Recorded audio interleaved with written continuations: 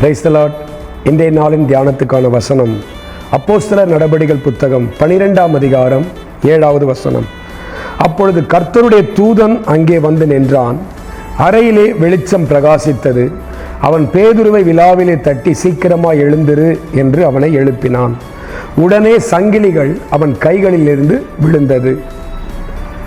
ஆண்டவராகிய இயேசு கிறிஸ்து தன்னுடைய தூதனை அனுப்பி சிறைச்சாலையில் கைது செய்யப்பட்டிருந்த பேதுருவை ஆண்டவர் விடுதலையாக்கினார்.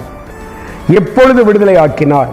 இந்த அற்புதம் எப்பொழுது நடந்தது என்று சொன்னால், வேதம் சொல்லுகிறது, பேதுரு சிறைச்சாலையில் காக்கப்பட்டிருக்கையில் சபையார் அவனுக்காக தேவனை நோக்கி ஊக்கத்தோடு ஜெபம் பண்ணினார்கள்.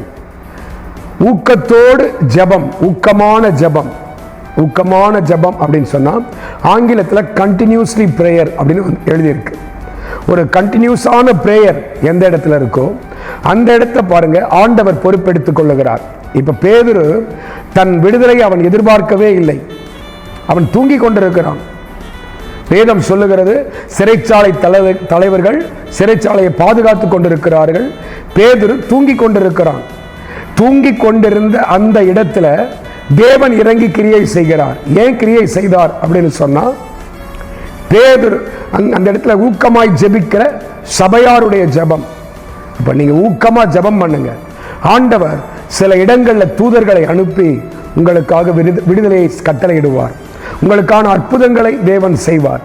நீங்க எங்கிருந்தாலும் உங்க ஜெபத்தை விடக்கூடாது. உங்க கணவருக்காக, உங்க பிள்ளைகளுக்காக, உங்க மனைவிக்காக, உங்க வேலைக்காக, உங்க வியாபாரத்துக்காக, உங்க படிப்புக்காக நீங்க ஜெபத்தை விடாம தொடர்ந்து ஜெபித்தீங்கன்னா கர்த்தர் அந்த இடத்துக்கு தூதனை அனுப்பி அங்க ஒரு பெரிய அற்புதத்தை செய்ய வல்லவராயிருக்கிறார். ஊக்கமாய் ஜெபிப்போம், பெரிய விடுதலையை சுதந்தரிப்போம்.